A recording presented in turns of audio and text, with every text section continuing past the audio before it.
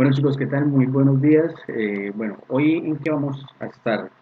Hoy vamos a estar hablando, continuar hablando sobre la historia colombiana en la segunda mitad del siglo XX.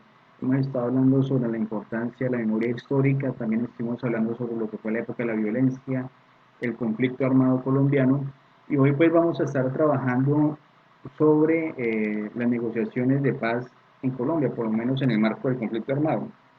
Recordemos que el conflicto armado inicia con la Operación Marquetalia en el año 64, eso fue durante el Frente Nacional. Sin embargo, pues aquí hacemos un pequeño recuento de las últimas negociaciones de paz que tuvo el país, los últimos intentos de paz. Y arrancamos con lo que fue la paz extraviada de Ospina y Gómez. Recordemos que en el año 48 asesinan a Jorge Eliezer Gaitán y lo que se buscaba precisamente después del asesinato pues fue buscar la paz, pero desafortunadamente la paz no se dio, esa paz vino con mucha más represión. Gaitán tenía un discurso más de concertar más un proyecto de nación, algo más pacífico, y finalmente cuando lo asesinan y del 49 al 53 pues a raíz del asesinato se vieron los momentos más complicados de lo que se conoció como el Bogotazo. Pues en ese momento la paz pues estuvo totalmente extraviada.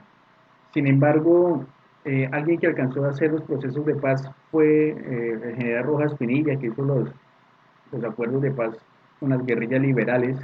Liberales, eh, pues bueno, se hizo la paz, sin embargo, pues a Guadalupe Salcedo, a Duma de Jure y muchos otros líderes guerrilleros que se desmovilizaron por Rojas Pinilla fueron asesinados. Entonces, por eso se conoce como la paz de la dictadura. Para apaciguar más el país después de la violencia del Bogotazo y para quitar el poder a Rojas Pinilla, pues se hace el Frente Nacional. El Frente Nacional se crea 4 años liberales, 4 años conservadores, mitad de ministerio para ti, mitad de ministerio para mí, mitad de alcaldías para ti, mitad de alcaldías para, etcétera. Pero esa paz, que fue la paz bipartidista, porque con el Frente Nacional llegó la paz bipartidista, pero fue excluyente, porque a raíz de eso no pudieron ingresar otros partidos políticos, otros movimientos al poder, sino que solamente se repartieron entre liberales y conservadores. Por eso se conoce como la paz excluyente. Sí hubo paz, pero fue excluyente con los quienes no eran liberales y conservadores. Después de eso empieza, bueno, durante el Frente Nacional nacen las guerrillas y ya nacen las protestas, los movimientos sociales. Digamos que viene una época de economía inestable y empiezan las protestas, los sindicatos, los estudiantes, y pues empieza lo que fue el Estatuto de Seguridad con Julio César Turbay Ayala sobre todo, y pues en vez de concertar unos procesos de paz, de concertar con quienes protestaban, pues lo que hubo fue represión. Por eso se trató de apaciguar, pero pues, a punta de represión, y pues eso es absurdo, nunca va a suceder. Después llega el gobierno de Belisario Betancourt, y Belisario entiende que quienes protestan y quienes están alzados en armas son sujetos con derechos políticos y que buscan soluciones políticas. Entonces lo reconoce de una manera objetiva como movimientos o cuerpos políticos.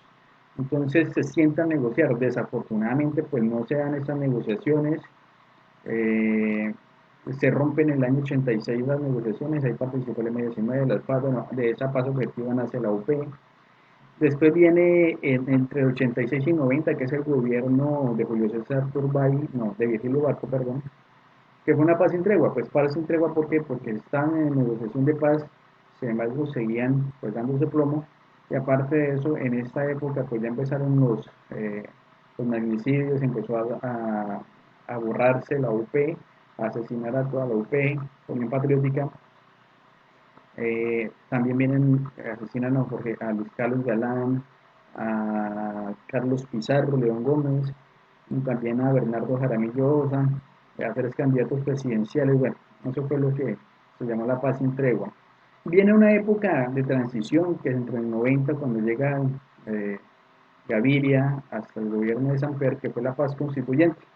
con una nueva constitución política colombiana que le daba unos derechos a unas personas que no se les reconocían los derechos, como las minorías, los afros, las mujeres, los indígenas, etcétera, vino un momento como que más pacífico. Sin embargo seguía la guerrilla, pero estuvo como una transición más, eh, una transición aquí, a un escalamiento peor todavía el conflicto armado, porque entre el 90 y el 98 se fortalecieron las guerrillas y se fortalecieron los paramilitares.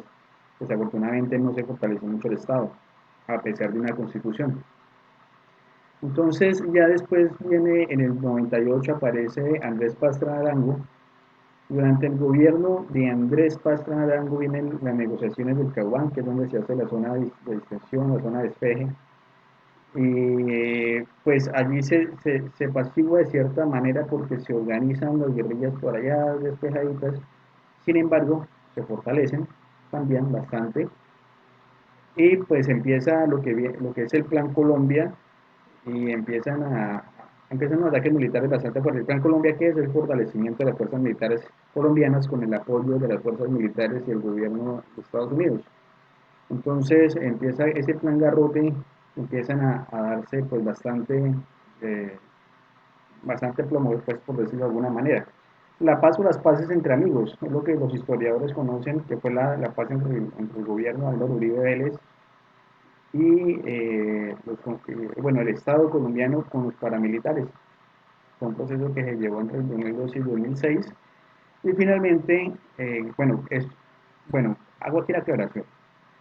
Los paramilitares eran más de 32.000, y todos los días había masacres de mínimo 10 personas, masacraron toda Colombia.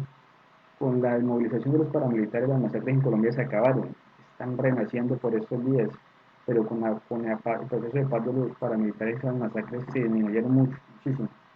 Y finalmente, en el 2010 llega el gobierno Juan Manuel Santos, empieza a hacer una exploración de 2 años con las FARC.